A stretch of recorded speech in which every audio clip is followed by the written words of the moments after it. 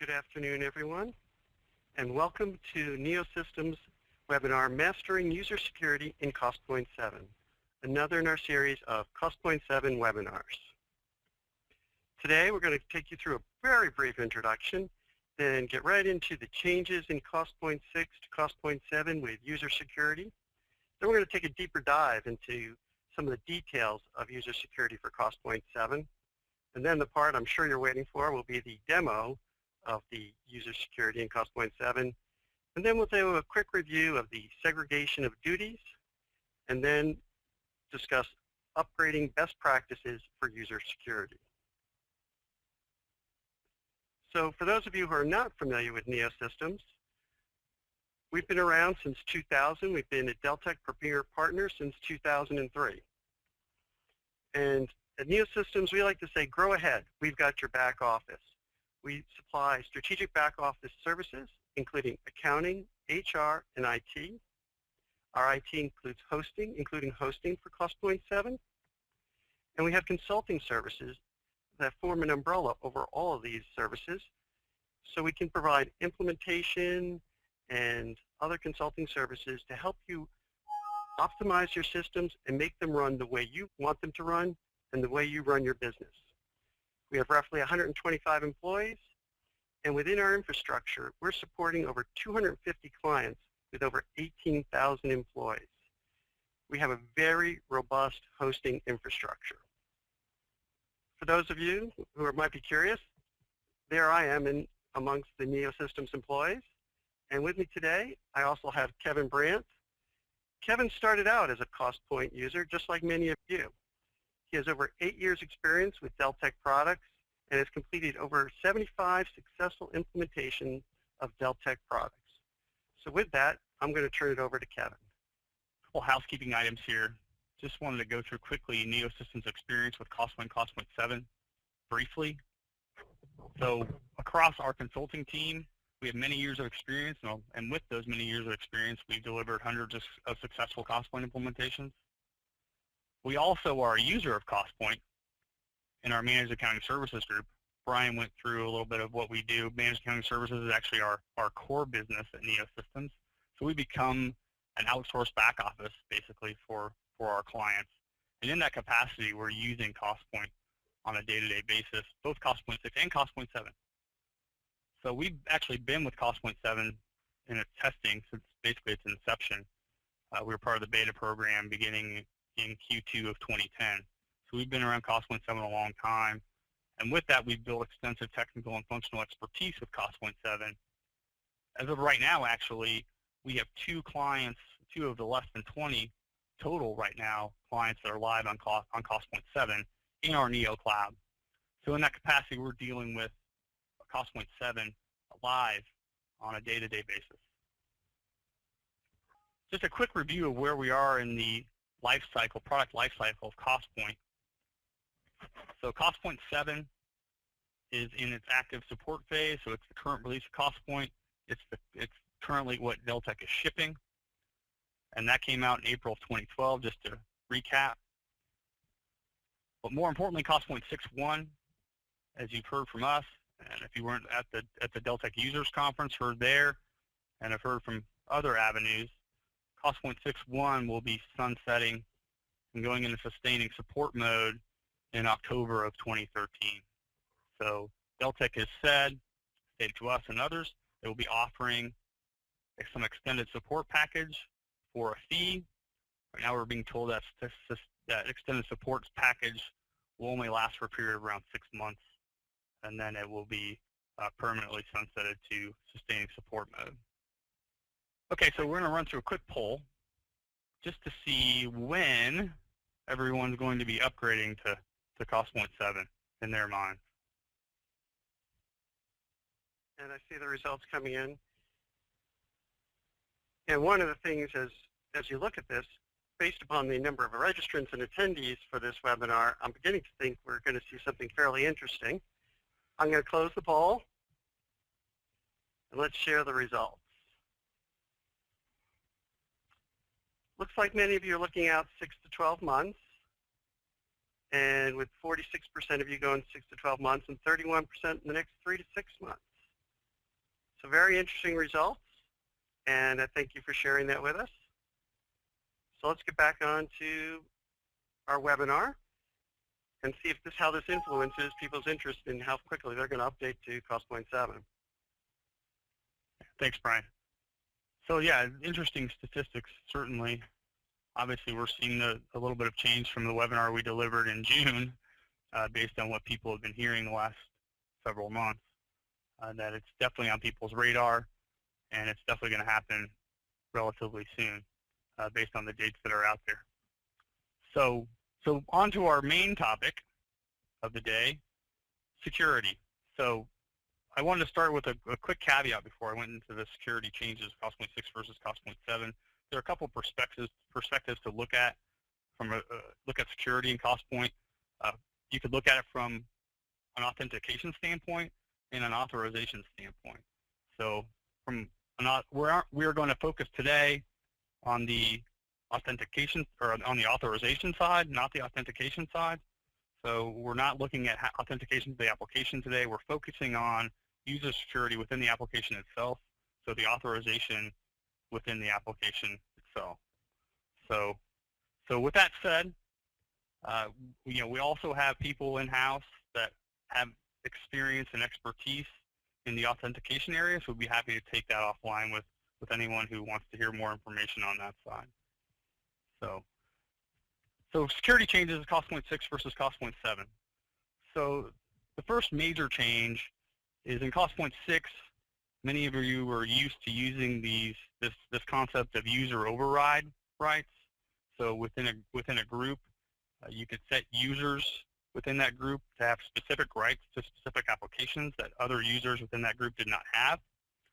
Costpoint 7 does not have the concept of override rights. So within Costpoint 7, rights are cumulative based on module and application rights at the group and user level. So we'll get into that in detail when we get to the demo, and we'll give you some basic rules on that as well in the detail section of this. But just keep that in mind, that they are cumulative based on the module and application rights at the group and user level. And I'll say this again, but users in Costpoint 7 can have access to multiple groups, and you can also obviously set some specific security at the user level. Next item is the result set level security. So this was not existing in Costpoint 6. As part of result set level security, you can provide read, update, insert, and delete rights related to specific result sets. In this photo on this slide, I have specifically in the customer area, and you'll see this in our demo, the access to customer address. And within customer address, you can provide specific rights to that result set. Okay. Another change in Costpoint 7. So Deltek has been very generous and provided canned user groups. So, and many canned user groups you can see in that list, in that snapshot I've provided on this slide.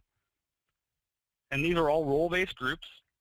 So you can see over there, there's the billing manager, the accounts payable manager, the accounting manager. So, and Deltek has taken this opportunity to based on their knowledge, and it's been built up over many years and many years of experience in this area, what these people would typically have access to in that role. So it's a good place to start. You don't necessarily have to start from scratch. You can start from scratch. You can build those custom groups still, and those custom groups could be ported over, which we'll talk about later, from your Costpoint 6 setup. But it's good to have the opportunity to look at these roles and then possibly customize these roles based on your specific setup. Within these roles, module rights have been established, pre-established, and also application-specific rights for certain roles. And like I said earlier, to reiterate, users can belong to more than one group in any of these canned groups, or also one of these canned groups in addition to a custom group. So some more information here. So in Costpoint 7, which is a very nice feature, is that users can only view, will only view modules and applications to which they have access. So based on your security setup, when a user logs into Costpoint, they will only see those modules and applications to which they have access. So there'll be no more leafing around, trying to find the application that they have access to. It's right there in their path, and it's the only thing visible. So said another way, they can't see what they don't have access to, so it doesn't clutter up the screen trying to figure out why something's grayed out. Makes it just a little easier, a little cleaner. That's exactly right, and we'll show this as part of our demo. Next, there's actually security at the process and report level. So some applications are obviously processes. Some applications in Costpoint are specifically there to run reports. So down to that level, you can say a certain person, for instance, could execute or not execute a process, but if you decide they cannot execute the process, they could potentially still see the screen. Okay. Same thing on the report side. So, and we're going to show you an example of that, of this as well when we get into the demo. But basically, within there, you can say deny or execute rights are established for specific users or user groups. Lastly, segregation of duties. This actually did exist in Costpoint 6 Web. Did not exist in Costpoint 6 Client Server. I don't believe in my experience, I didn't see it widely used. It definitely exists in Costpoint 7. Basically the same functionality as Costpoint 6 Web. In fact, it's been around for quite some time. I did the presentation at the 2007 Insight Users Conference on the segregation of duties module when it was brand new. So I have experience with it for many years now. Very good. So some general information and rules around Costpoint 7 in some detail. So these are some rules that everybody on this call is going to want to keep in mind as we go through the demo. So read and follow very carefully. Should they take notes? You might take notes or take a snapshot of the screen, whatever, so we can refer back to it. So within the module and application rights by user and user group, again, you provide, well, there are three options: full, read-only, or deny rights. So those are the three options related to the setup. Again, rights are cumulative based on the combination of user and user group rights. So a user may have access to only one module that is not been given to its user group, but it will then have access to that module in addition to the modules that the user group has access to. And again, they can be members of many user groups. So if you've only enforced rights at the module level from a user and user group perspective, so we haven't gone down the application level here, the most permissive rights will prevail. So full and read-only. In those instances, if you have full rights to a module as a user, and you have read-only rights to that module as part of your group, you will receive full rights to that module. So the most permissive rights prevail, unless deny rights are present. So deny rights prevail always. So and are always enforced first in that scenario. If we've gone down to the application level, this, first of all, overrides module rights, even if you have deny rights. So if you denied someone access to a module, but given them rights to an application within that module, they will then have rights to that application, despite the fact they've been denied rights to the module overall. If this is applied at both the user and user group level, again, the most permissive rights prevail. So that's a consistent rule with the module. So full and read-only, again, unless deny rights are present, then deny rights will prevail. Finally, the lowest level you can arrive at in Costpoint 7 security, the result set level. So these rights are enforced. If these rights are enforced, then that overrides application and module rights. Okay? So that's a key thing to remember. And again, we'll show this as we get into the demo here. So looking at this in a little more detail and with screenshots. So this is the user group setup related to the modules. So for this particular user group, they have access to the AP module. So that's what's been set up here. So this is showing it from a module perspective by group. Okay.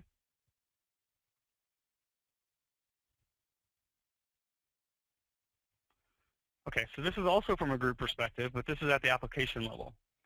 So in this view, you can see that this particular group has been given rights to all of these individual AR-related applications. Okay, so this is at the application level by group. Okay. Now from a user perspective, so now we're in the user setup. So you can see for this user, we have given rights to the AR module. So again, think of this, these rights are cumulative based on this setup that we're showing here between the user and the user group. Okay. And from an application perspective, so you can see within AR, we've given rights to the managed customers area. So in this managed customers item will be kind of a theme as we go into our demo. Okay. So why don't we mix into the demo here? Okay. And Brian is going to give presentation rights to me.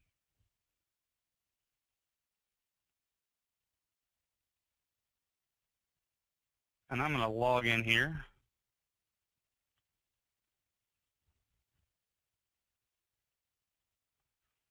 Okay, so the first thing I want to show is I'm going to toggle to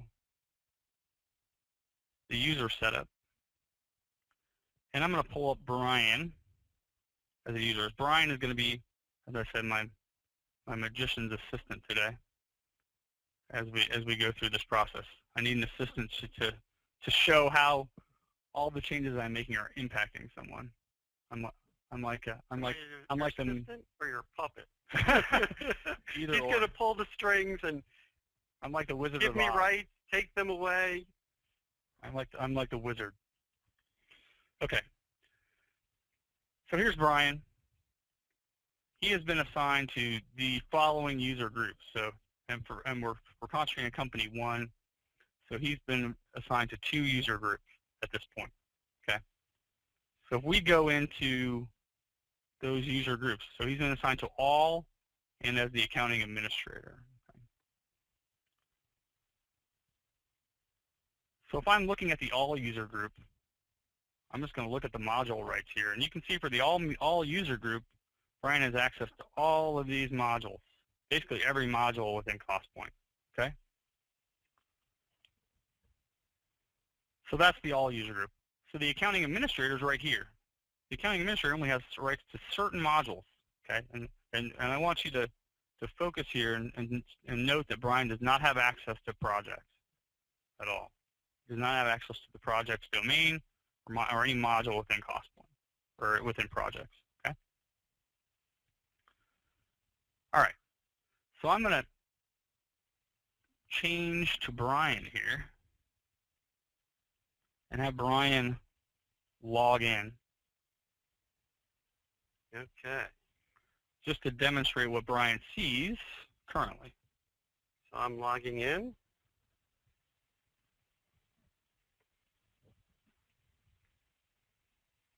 And here are my modules.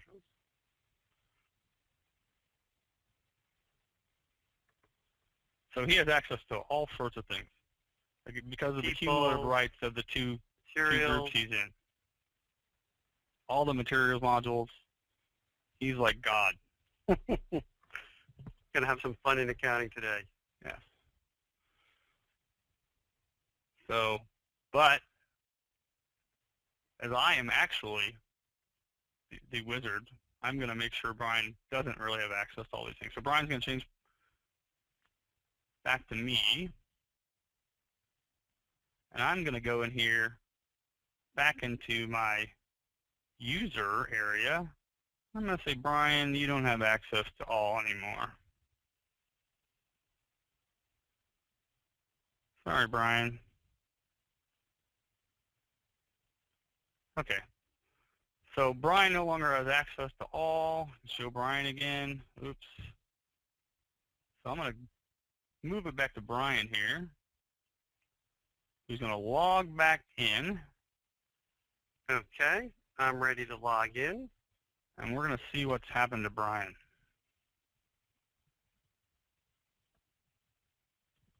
Oops. Looks like we're missing some domains. Oh, what happened to people? Yeah, so so he still has all the accounting functions that were in that accounting administrator group. He does have access to projects, and I'll show you why.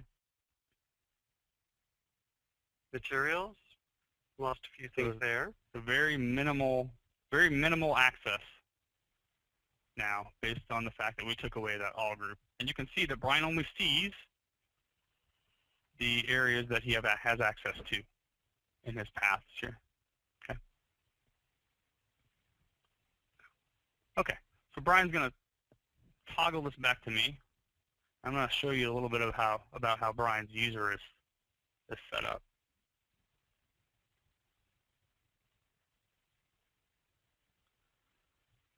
Okay, so here we are, Brian as a user.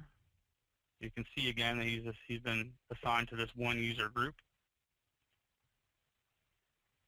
So within his user, we've gone down to the application area to give him application-specific rights.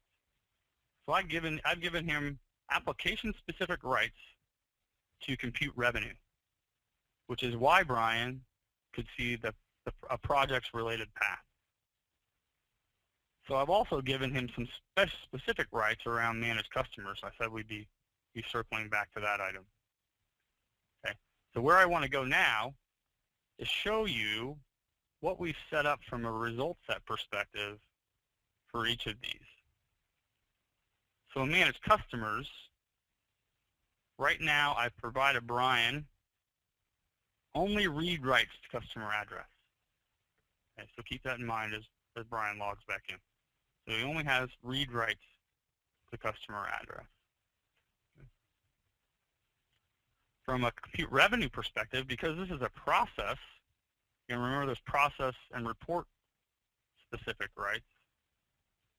So within the compute revenue process, I go down to this action rights area. So this is what dictates what he can do within the process itself. And within compute revenue, he has execute rights.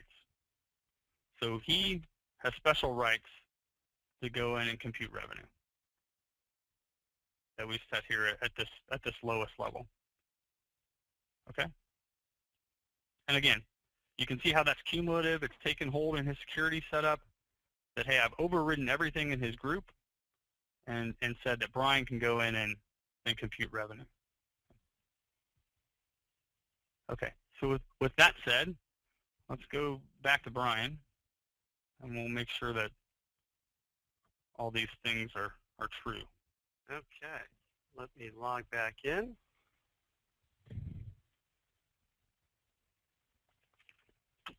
See what I can see. Okay, it's under accounting.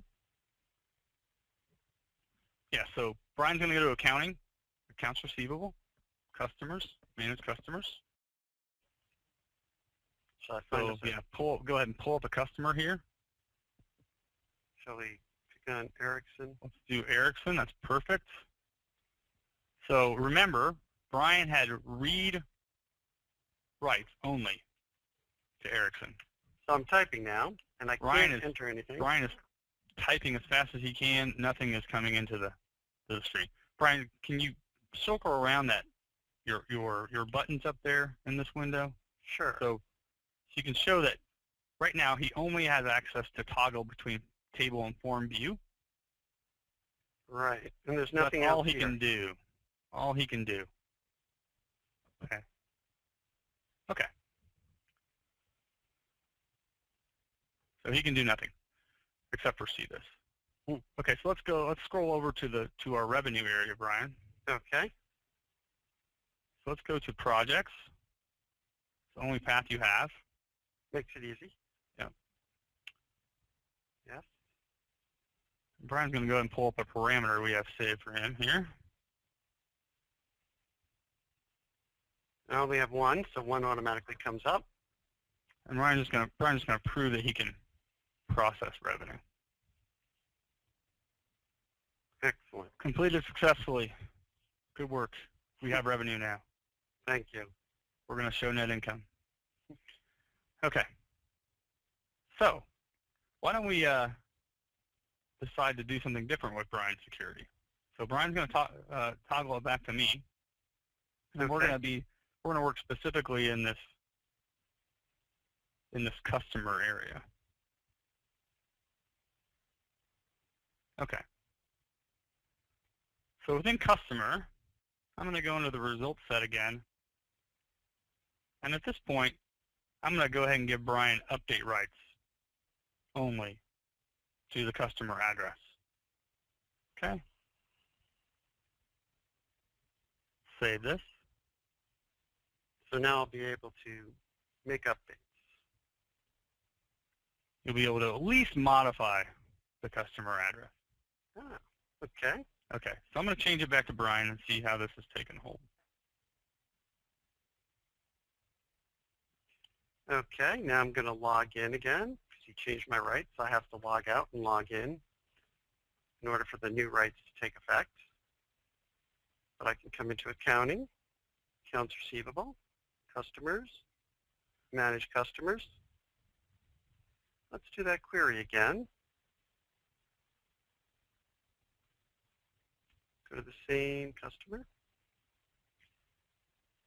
And now, let's see if I can do anything. I'm going to start typing. 301, 555. Click save. So yeah, so Brian's been able to successfully update this record. But notice again, Brian still does not have access to do anything but toggle between table and form view. He doesn't have access to do anything else to this record other than update it. Okay? Okay. Back to you. So let's do one more thing to Brian's access here. You're having fun with me today. Okay. Back to Brian. In our Manage Customers area, go to our Results Set Rights. And I'm going to go ahead and give him full rights. I'm going to go ahead and give him rights to insert and delete as well. Good. We trust him now with customers.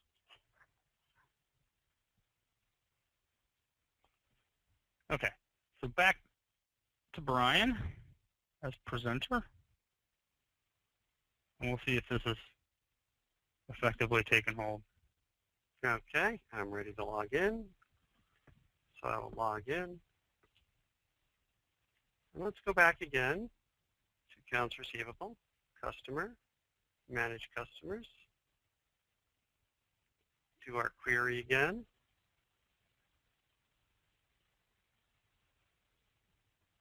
And before I start typing, let's highlight. See, now I have more options down here. I can delete, I can create new, I can copy. Yeah, so all sorts of actions now Brian can perform on the customer address. So let's try something new. Gives me a new line. Say we need to add a new shipping address. And what's their phone number? They're in the district. They have a fax number. So all these things that now I can do because Kevin gave me the rights to do them. Good. So that was fun.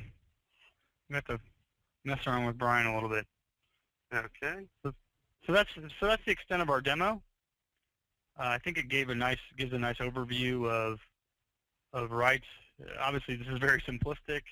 You're going to be able to make this, as you can see, as simple or complex as you want to make it. But the things to keep in mind are those basic rules that we talked about before we got into the demo. The most permissive rights prevail. unless deny rights are present, and that application rights override module rights, and result set rights override both application and module rights. Okay. Back to the presentation. So another polling question. Do you use security overrides? So these are the folks that are going to have pain potentially when they do this upgrade, and will probably want to take a good look at security before you implement it in Costpoint 7. Seeing lots of results come in. And can anyone guess what the results are? Let's close the poll. Good. So again, interesting. About 70% of people use overrides. About what I expected.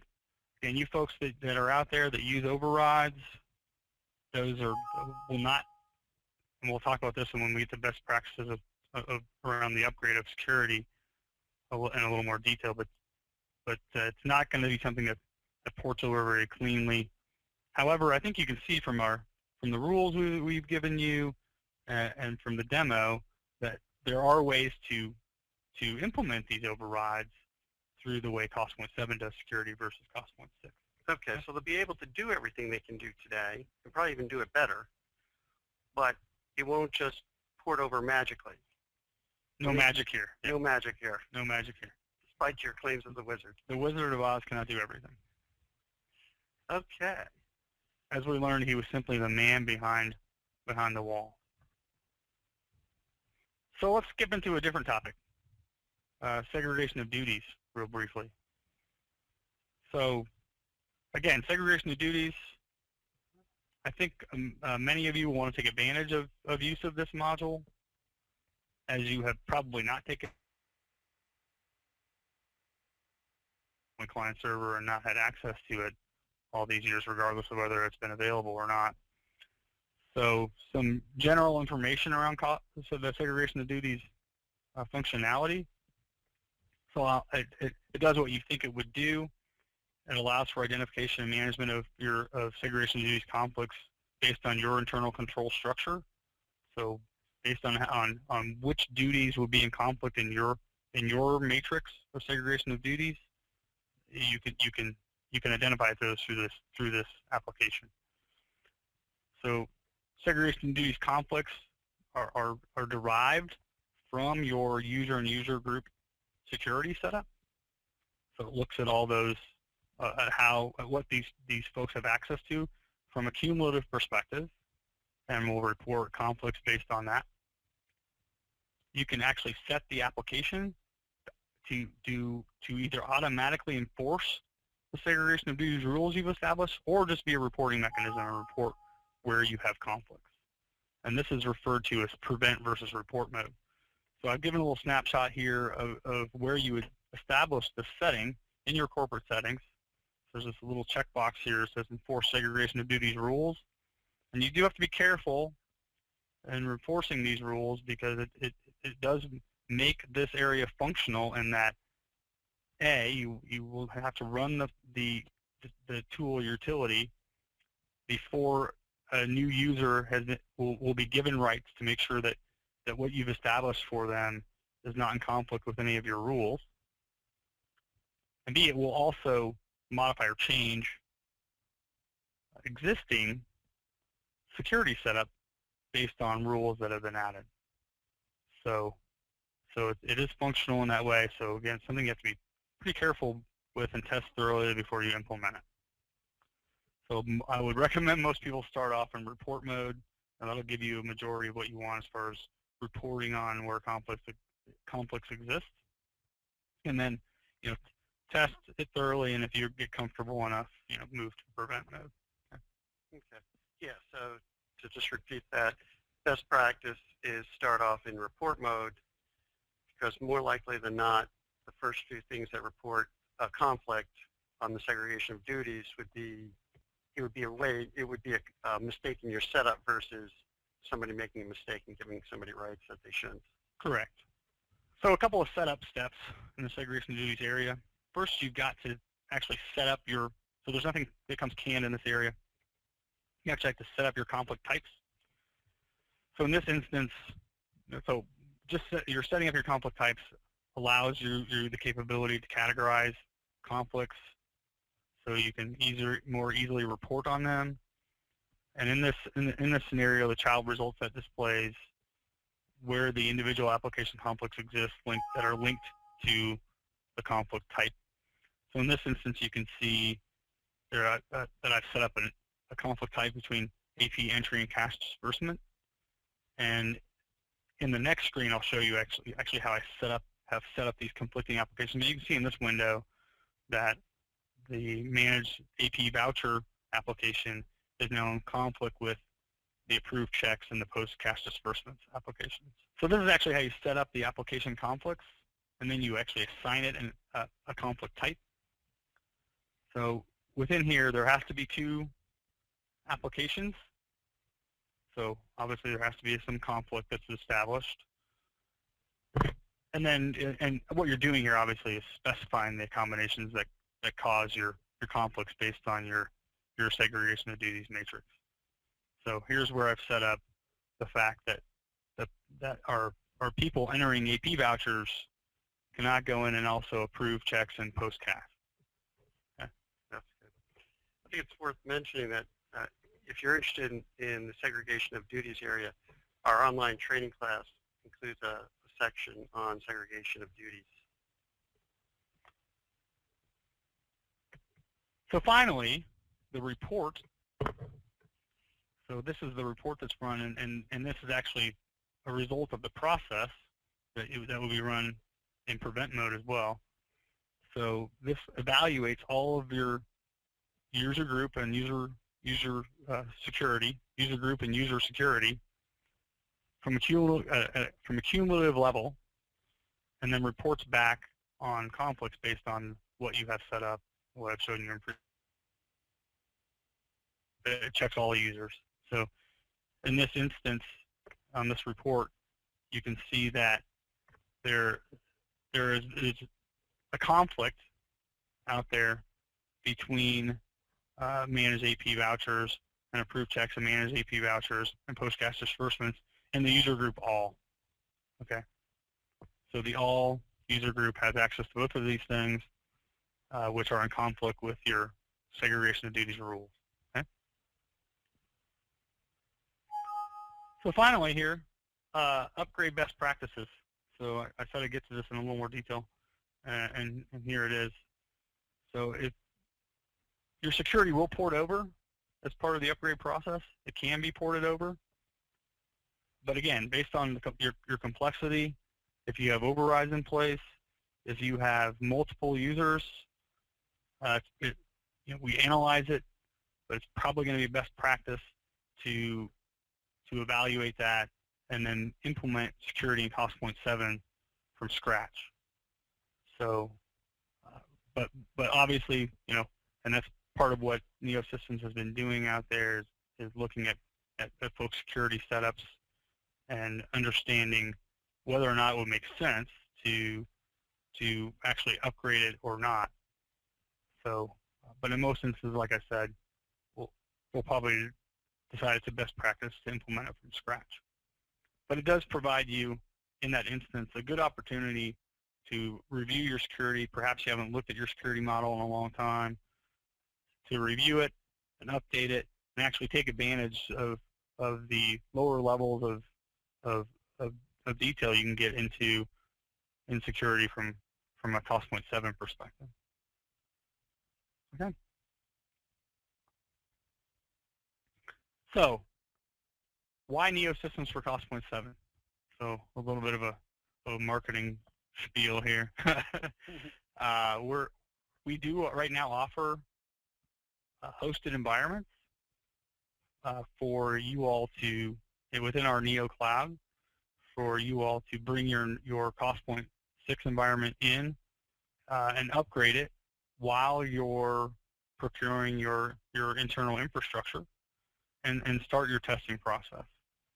So we're offering that opportunity. Okay? So that's where it's a safe place to test and experiment with no disruption. That's that opportunity.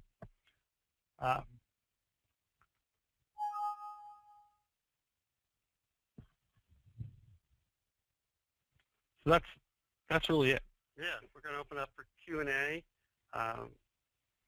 We have a question already about the classic question, is this being recorded? Yes, and we intend to make the session available and give people a moment to see if there are any other questions out there. Yeah, so one of the questions is, does the access for the process level security also apply to the posting screens? And that is yes. So the posting screens are a process. They are a processing screen. So yes, any screen where there's a gear, or where there's a process that takes place, that yes, the process level security would take hold in those areas. So another question. So the question is, so even through though Costpoint 7 doesn't have override rights, it seems that the application-specific rights actually perform the same function, and that is a true statement. So you can get to that level of security by using the application-specific rights, but again, you have to be careful around the cumulative nature of the rights in Costpoint 7. So you have to look at what the user group has versus what you're setting up at the user level. The next question, do you have to define the segregation duties rules? Are they predefined? The answer is you have to define them. There are no predefined rules. So yeah, so all those rules are set from scratch based on your segregation of duties matrix internally. Next question is org security. Will that be a feature of systems of Costpoint 7? Yes, org security is there in its pre-existing form from Costpoint 6. So yes, you will be able to continue to use and take advantage of org security. The next item is, can the user still print preview if it's only read-only? That's something I have to review. I do believe it would be the case that you'd be able to print preview if it were only read-only, but I'll have to circle back on that question. Okay. So those are the questions I've been asked so far. And we might not be able to get to all the questions today, and if we don't, we'll be sure to try to answer them online or one-on-one. And but I can move on. And so yeah, so Brian, so we'll see all the questions here. We'll capture them, and we'll capture them and make sure we get back to everyone that's asked a question in some way, shape, or form. Yeah. You know, one of the things I was looking at is what are the next steps from here, you might be asking. And we have the blog where we keep providing updates as we continue to help clients upgrade to Costpoint 7. We share our experiences to give everyone an idea of things that they need to be looking out for. So please check out the blog and keep yourself informed on the latest in Costpoint 7. And I mentioned earlier when we were talking about segregation of duties, we have an online class of Costpoint 7, what's changed. We cover a variety of things. This class is really targeting current Costpoint 6 users. It's a 2-3 hour class online. It has exercises that you can complete, actually work in Costpoint 7, so you get that experience that you can bring back to your organization and really understand how it works, and so that you can remember it and bring it over into your production environment. Always better to learn in a test environment than to learn in the production environment. It's a great rule, Brian. So as I mentioned, for what's next, we have Costpoint blog. We also have a hosting environment available now. We have clients, you can come in and just use it as a testing environment. We also have clients who are in production in our hosting environment as well. And the training class that I mentioned is on December 11th. And if you want to request the slides or the recording, please email us at growahead@neosystemscorp.com. And Kevin, do you have any parting words for us? Well, I'll take two more questions that we've been asked here before we sign off. I think we have time for just a couple more questions. Yes. So one of the questions is, for the groups already predefined, can you assign more than one to a user? The answer to that is yes. You can assign multiple groups, regardless of whether they're they're predefined or custom to a user, so they can belong to multiple groups. The next question is, are there canned reports for security setup? And yes, there are. There are some canned reports in Costpoint 7 related to the user and user group security. Okay. And still a few more questions flooding in, but we'll have to take those offline. I want to thank everybody for joining us today, and thank Kevin. And if you have any questions for us, please email us, call us. Have a good afternoon. Thank you, everyone.